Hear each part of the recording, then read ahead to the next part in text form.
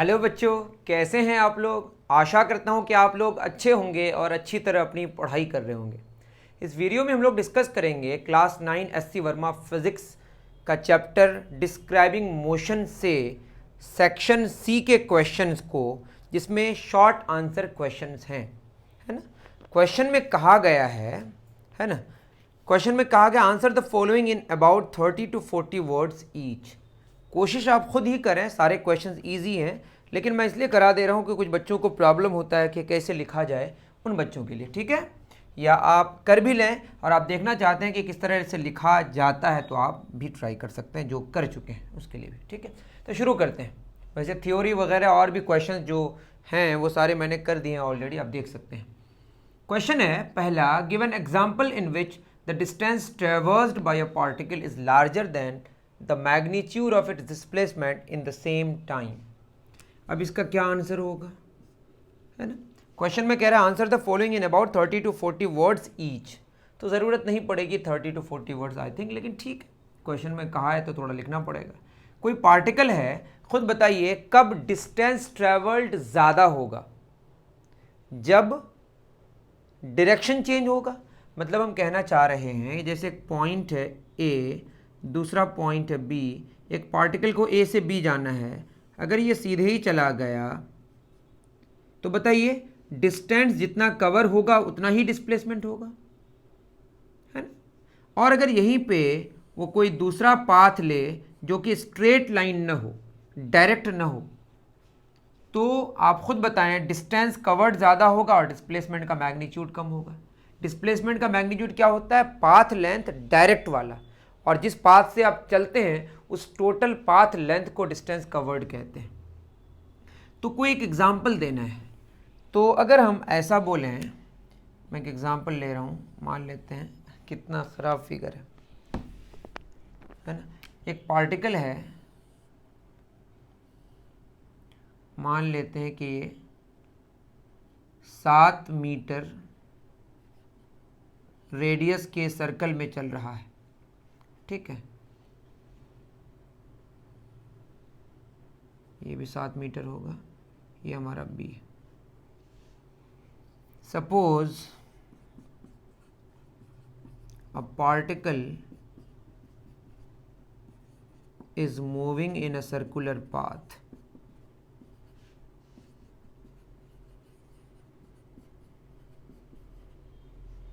है ना। when it covers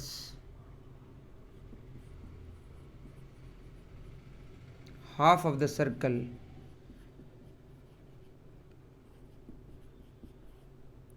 है ना, डिस्टेंस क्या कवर होगा, डिस्टेंस कवर्ड कितना होगा बताइए। डिस्टेंस होता है, पूरा कंप्लीट होता तो 2πr, चूँकि हाफ सर्कल ही कंप्लीट किया है तो ए से बी आएगा, तो ये होगा 2πr का आधा, दैट इज़ πr, और पाई अप्रॉक्सीमेटली 22/7 होता है, और रेडियस 7 है, दैट इज़ 22 मीटर्स।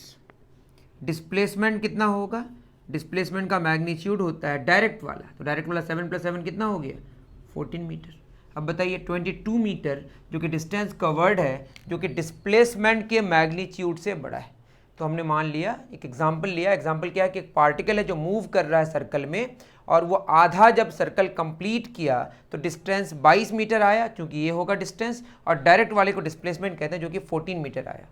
एग्जाम्पल हो गया, ठीक है। आई थिंक आपको बात समझ आ गई। जब भी डायरेक्शन चेंज होगा तब तब डिस्टेंस कवर्ड ज़्यादा होगा और डिस्प्लेसमेंट का मैग्नीट्यूड कम होगा।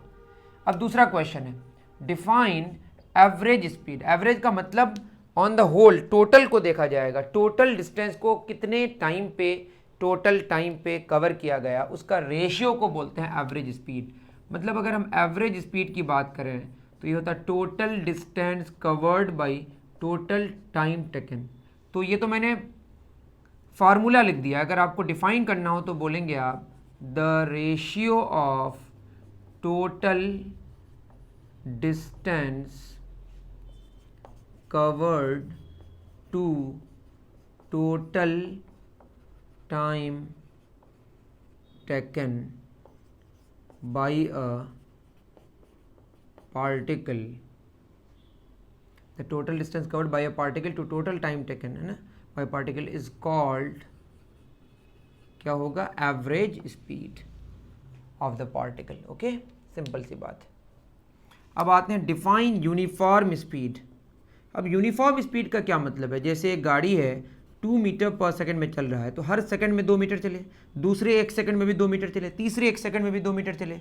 अगर हम आधे सेकंड लें, मतलब 1 सेकंड में कितना मीटर चलेगा, 2 मीटर।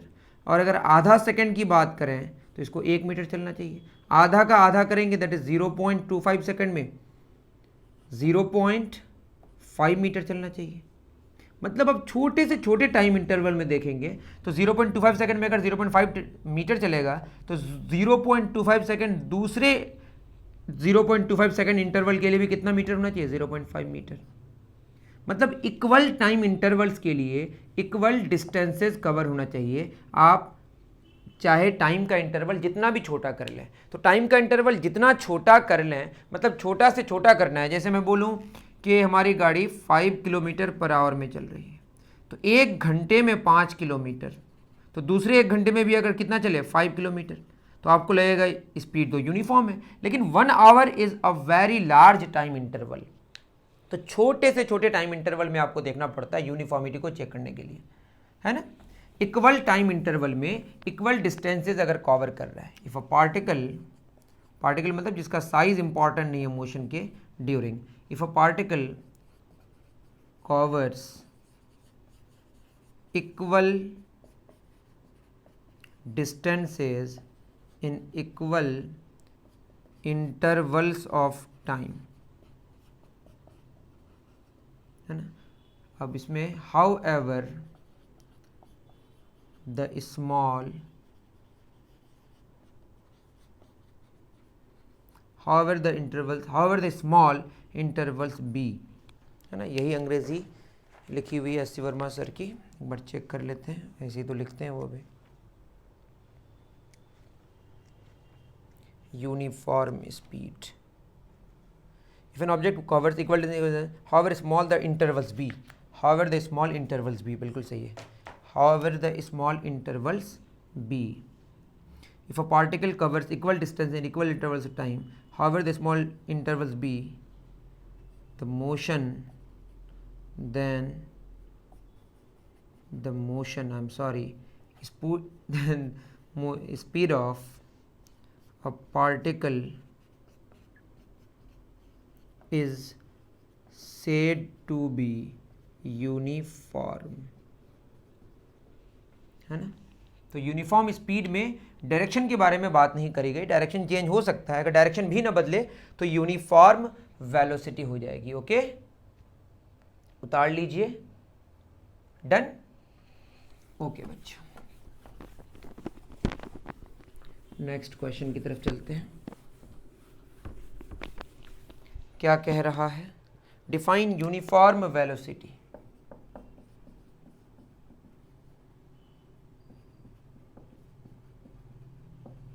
तो यहां पे डिस्प्लेसमेंट की बात होगी। इफ अ पार्टिकल चेंजेस, है ना, if a particle has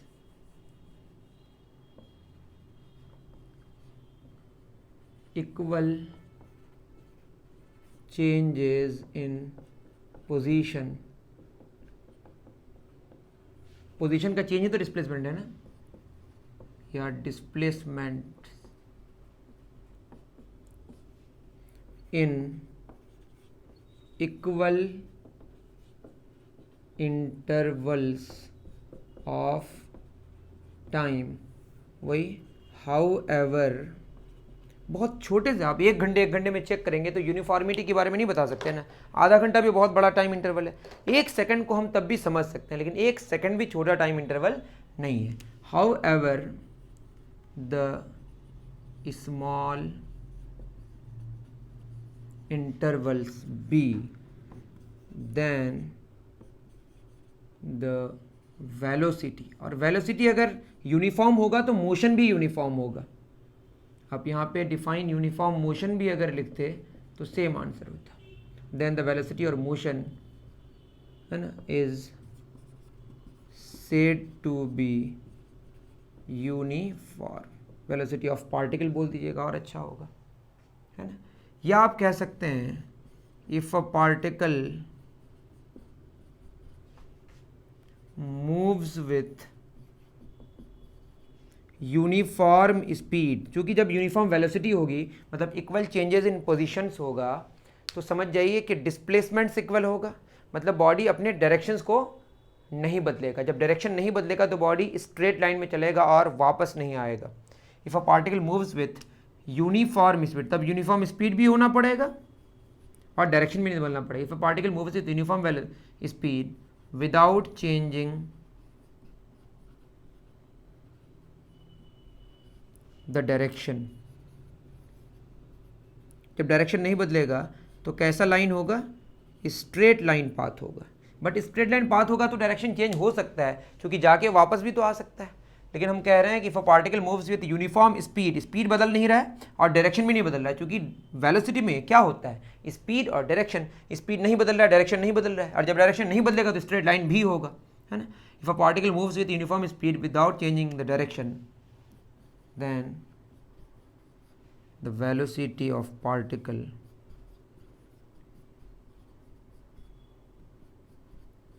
is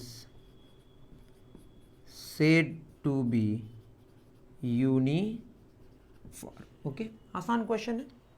question number 5, a quantity is measured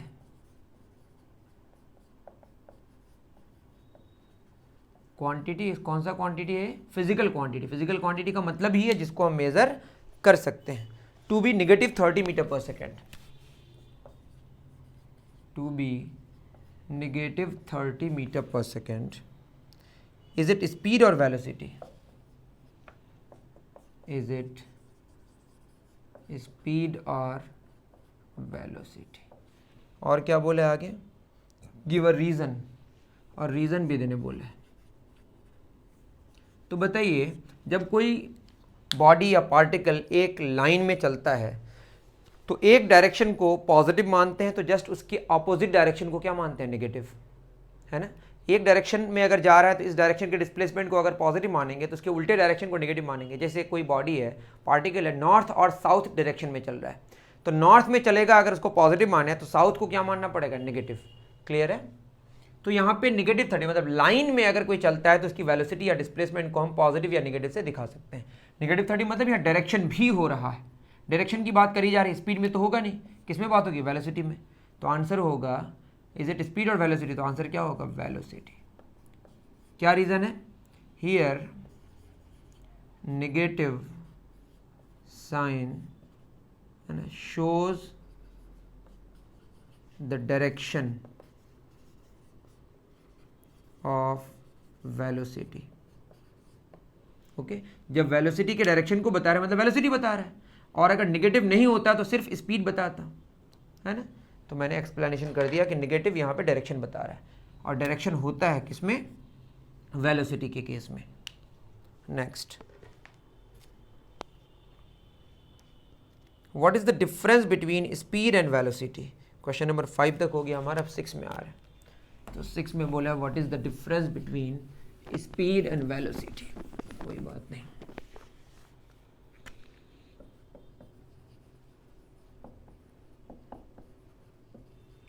what is the difference between speed and velocity। वैसे इसके काफ़ी ज़्यादा डिफरेंसेस हैं, लेकिन व्हाट इज़ द डिफरेंस बोला है, मैं काफ़ी लिख दे रहा हूँ, आपको ये एक लिख लीजिएगा, यहाँ स्पीड और ये क्या हमारा वेलोसिटी। स्पीड डिस्टेंस कवर होता है यूनिट टाइम में, है ना। तो पहला क्या होगा, the distance covered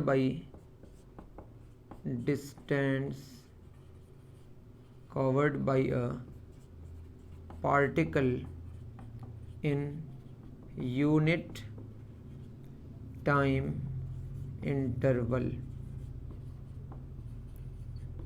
is called speed. मतलब टी टाइम में अगर d डिस्टेंस कवर करे तो एक में कितना करेगा, d/t, है ना। तो स्पीड का फार्मूला हुआ डिस्टेंस बाई टाइम, सिंपल। उसी तरह से यहाँ पे डिस्प्लेसमेंट की अगर बात करें, मतलब वेलोसिटी की बात करें, तो यहाँ पे होगा चेंज इन पोजीशन,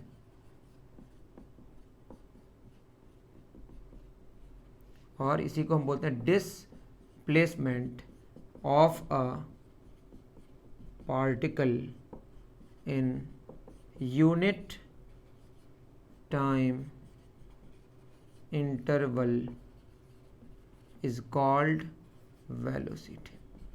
तो वेलोसिटी का फॉर्मूला क्या होगा, डिस्प्लेसमेंट बाय टाइम, तो ये वेक्टर क्वांटिटी होगा, सिंपल।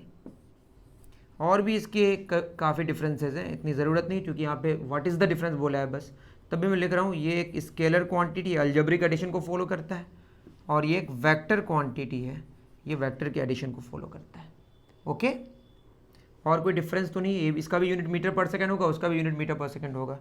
और भी काफ़ी आप लिख सकते हैं, आपकी मर्जी है, बट इतना काफ़ी यहाँ पे है ना। 7 नंबर, can the speed of a particle be negative?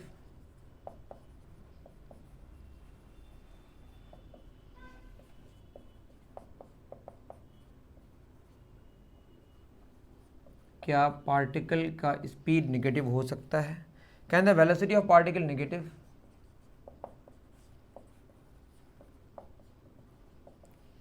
ठीक है, give arguments to support your answer. तो speed of particle can not be negative, speed can not be negative. अब NEGATIVE लिखें। स्पीड नेगेटिव क्यों नहीं हो सकता? क्योंकि पॉजिटिव और नेगेटिव, जब एक लाइन पे कोई पार्टिकल चलता है तो एक डायरेक्शन को हम पॉजिटिव से बताते हैं, दूसरे को नेगेटिव से, लेकिन स्पीड में तो डायरेक्शन की बात ही नहीं करते हैं, तो स्पीड नेगेटिव नहीं हो सकता, है ना, क्योंकि स्पीड डजंट हैव डायरेक्शन, है ना। और यहाँ पॉजिटिव और नेगेटिव के लिए हम डायरेक्शन, मतलब नेगेटिव और पॉजिटिव डायरेक्शन के लिए बताते हैं। उसी तरह से वेलोसिटी कैन बी नेगेटिव। तो यहाँ रीज़न क्या होगा बताइए? क्योंकि वेलोसिटी हैज़ डायरेक्शन, और यहाँ डायरेक्शन के लिए हम नेगेटिव बताएंगे।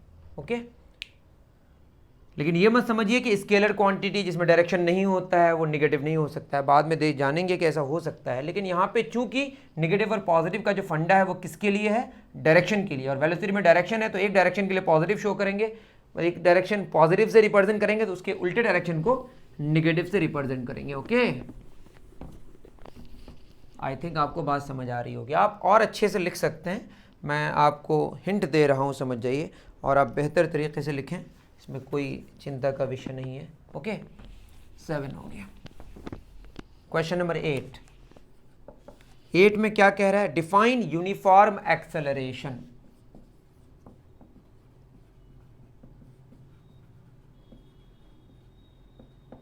देखिए, एक्सेलरेशन क्या होता है? Change in velocity in unit time interval, है ना। तो कोई पार्टिकल अगर वेलोसिटी को चेंज करेगा, इक्वल चेंजेस इन वेलोसिटी होगा in equal intervals of time, है ना, तो क्या बोलेंगे बताइए? इफ अ पार्टिकल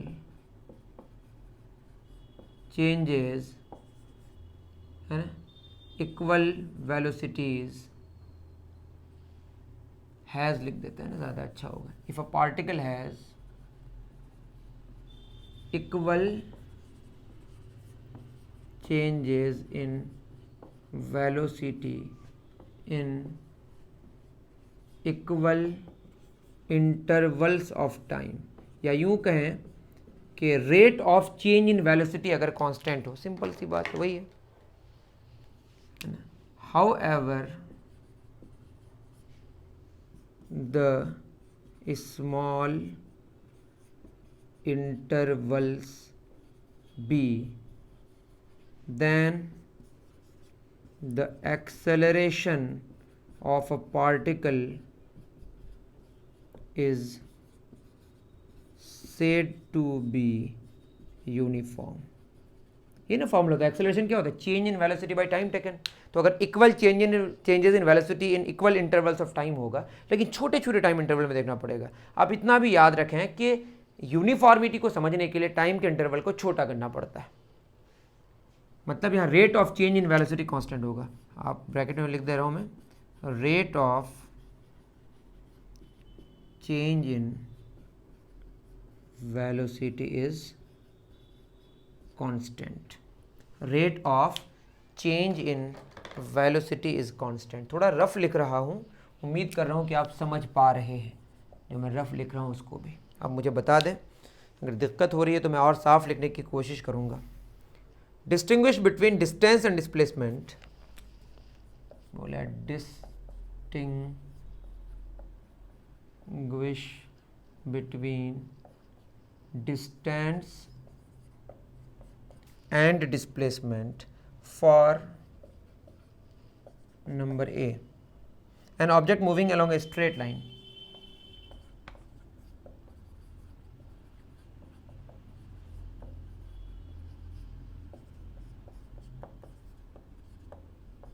दूसरा बोला है an object moving in a plane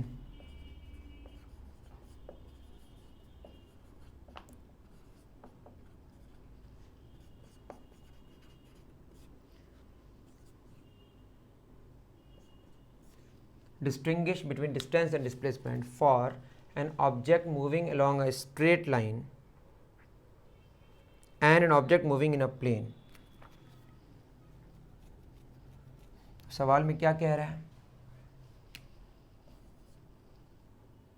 distance और डिस्प्लेसमेंट के बीच अगर हम फर्स्ट नंबर लें तो अगर स्ट्रेट लाइन में अगर कोई बॉडी, कोई पार्टिकल चल रहा है और वापस नहीं आ रहा है, तो जितना डिस्टेंस कवर होगा उतना ही मैग्नीट्यूड ऑफ डिस्प्लेसमेंट होगा। लेकिन अगर वापस आ जाए तो डिस्टेंस कवर्ड ज़्यादा होगा और डिस्प्लेसमेंट का मैग्नीट्यूड कम होगा। समझ पा रहे हैं आप? हम कह रहे हैं कि एक पार्टिकल है, मान लेते हैं यहाँ से चलना शुरू किया, ए से बी चला, डायरेक्ट चला, स्ट्रेट लाइन पाथ है, तो जितना डिस्टेंस कवर होगा उतना ही डिस्प्लेसमेंट होगा। लेकिन अगर वापस आ जाए, मान लेते हैं सी में आ गया, तो डिस्टेंस तो ये पूरा हुआ बट डिस्प्लेसमेंट तो इतना ही ना हुआ। समझ पा रहे हैं? तो हम ये कह रहे हैं कि अगर स्ट्रेट लाइन है तो अगर वो वापस नहीं आ रहा, रिटर्न नहीं हो रहा है, तो जितना डिस्टेंस कवर होगा उतना ही डिस्प्लेसमेंट का मैग्नीट्यूड होगा, है ना। और अगर रिटर्न हो जा रहा है तो डिस्टेंस कवर्ड ज़्यादा होगा और डिस्प्लेसमेंट का मैग्नीट्यूड कम होगा। वैसे डिस्टेंस और डिस्प्लेसमेंट समझ रहे हैं ना, total length of the path होता है, उसका फर्क नहीं, बस यहाँ पे डिस्टिंग्विश बोला है। क्वेश्चन थोड़ा सा बहुत ज़्यादा क्लैरिटी के साथ आंसर नहीं दे सकते, लेकिन ठीक है। तो फर्स्ट वाला का आंसर क्या होगा? द डिस्टेंस, फर्स्ट का आंसर होगा डिस्टेंस कवर्ड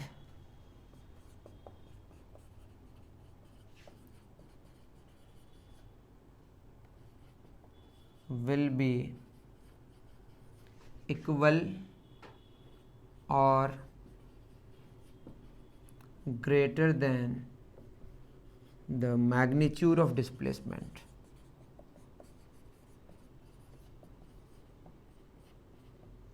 लेकिन बी में क्या होगा? बी में क्या होगा? अगर प्लेन में चलेगा, मान लेते हैं ए से चलना है और बी तक चलना है, प्लेन का मतलब डायरेक्शन तो बदलेगा, ऐसा कुछ चल रहा है, तो ये पाथ का लेंथ होगा और ये तो डिस्प्लेसमेंट होगा। तो जब प्लेन में होगा, प्लेनर मोशन होगा, ये पूरा प्लेन हो रहा है, स्ट्रेट लाइन मोशन नहीं है, जैसे सर्कल में घूम रहा है, तो ये प्लेनर मोशन है। तो प्लेनर मोशन में चूंकि डायरेक्शन बदला तो डिस्प्लेसमेंट का मैग्नीट्यूड कम होगा और डिस्टेंस कवर्ड ज़्यादा होगा, ये गारंटीड है। यहाँ इक्वल होने का चांस है। तो इस केस में क्या होगा? Distance covered will always be greater than the magnitude of displacement। Okay, आप पूरा लिखें, DISP लिख के ना छोड़ दें। ओके बच्चों, तो क्वेश्चन नंबर 9 हो गया। क्वेश्चन नंबर 10 क्या कह रहा है? 10 कह रहा है give an example where the speed of an object first increases then remains constant for some time and then decreases.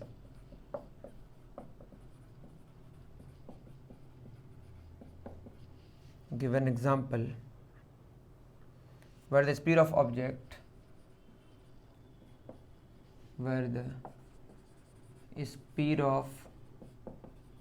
object first increases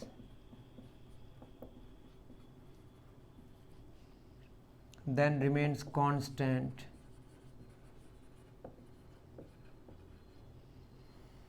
for some time and then decreases।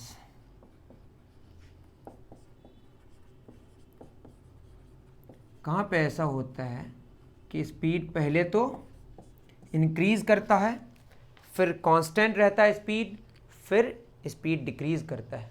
आप खुद सोचें, एक ट्रेन है मान लेते हैं, जनरली ऐसा होता है, कभी स्पीड बढ़ता घटता है वैसे बीच में भी, लेकिन अगर एक स्टेशन से इफ है ना अ train starts from one station and goes to the next station।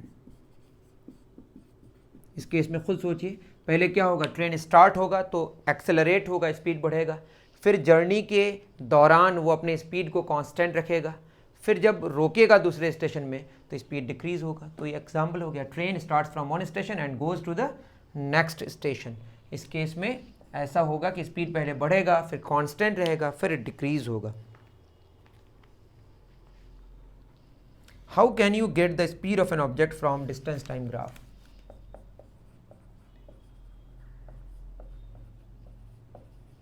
How can you get the speed of an object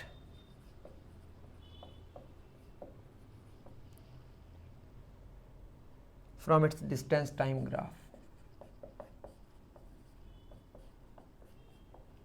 आप अच्छे से लिखा करें, है ना।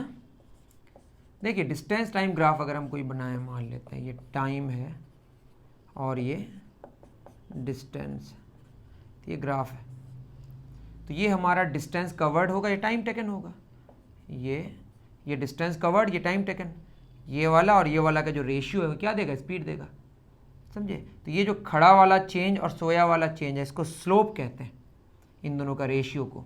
ये डिस्टेंस कवर्ड होगा, ये टाइम टेकन होगा, डिस्टेंस कवर्ड और टाइम टेकन का रेशियो क्या देगा, स्पीड देगा।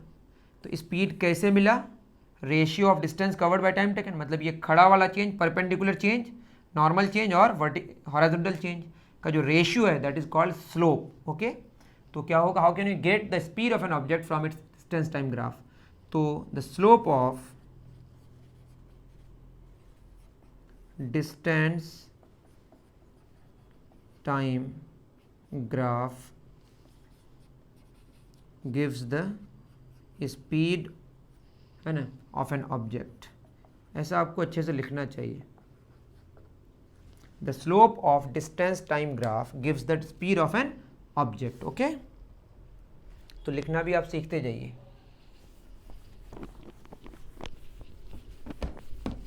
11 हो गया हमारा। 12 में क्या बोला है, how can you get the distance travel by an object from its speed time graph?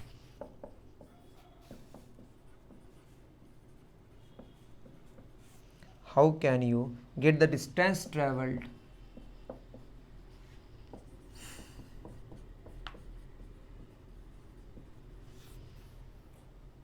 by an object from its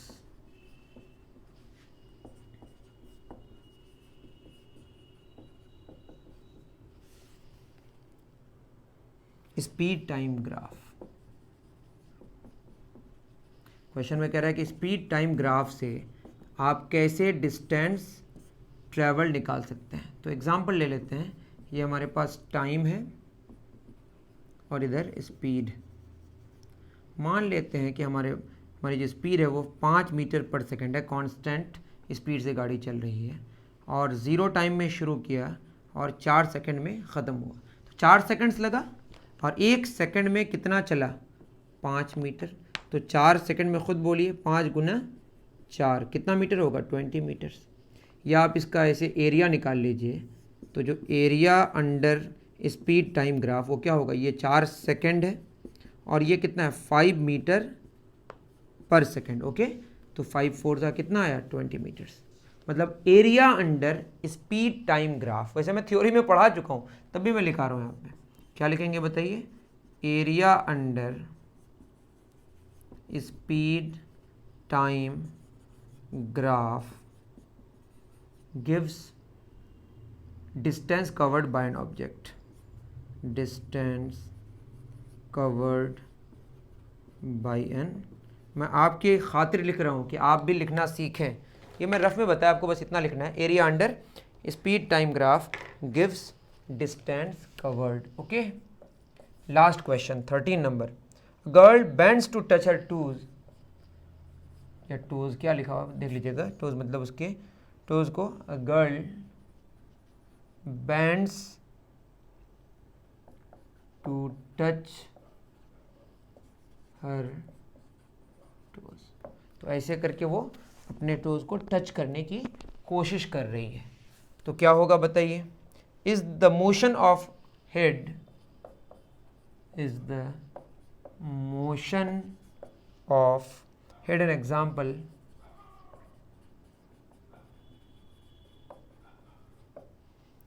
of uniform motion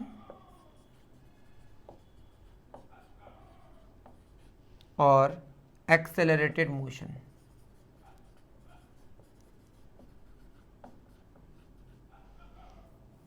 explain your answer.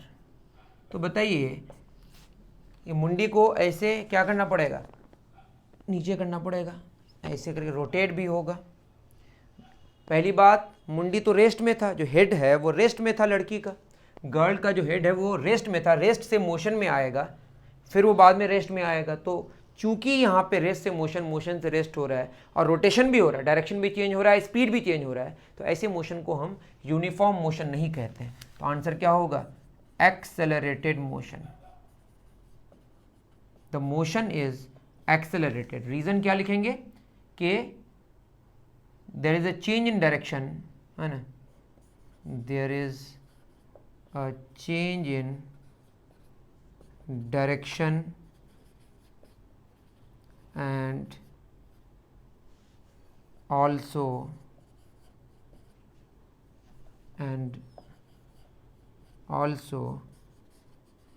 there is change in speed, therefore the motion is not uniform. There is a change in direction and also there is change in speed, therefore the motion is not uniform and the motion is accelerated. Okay, I think आपको बात समझ आई होगी। यहाँ पे accelerated का मतलब है कि स्पीड चेंज हो रहा है और डायरेक्शन भी चेंज हो रहा है। एक्सेलरेटेड मोशन मतलब एक्सेलरेशन है यहाँ पे। वैसे पहले स्पीड बढ़ेगा, फिर बाद में रोकेगा तो स्पीड डिक्रीज होगा, तो पहले एक्सेलरेटेड होगा फिर रिटार्डेड होगा, लेकिन ऑन द होल हम इसको बोले कि इसमें एक्सेलरेशन है, क्योंकि डायरेक्शन बदल रहा है और स्पीड भी बदल रहा है। ओके, आई थिंक आपको बात समझ आई होगी। मिलते हैं फिर नेक्स्ट वीडियो में। Thank you very much.